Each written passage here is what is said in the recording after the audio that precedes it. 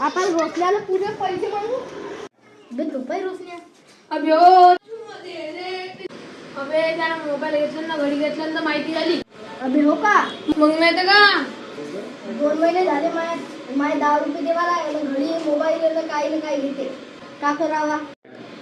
माझ्या दुकानातून बिडीचा बंडल घेतला तर ते 5 रुपये द्यायचेच आहे. आता बाय तू माझे पैसे कसे हलवून घेतो त्याच्याकडून चल.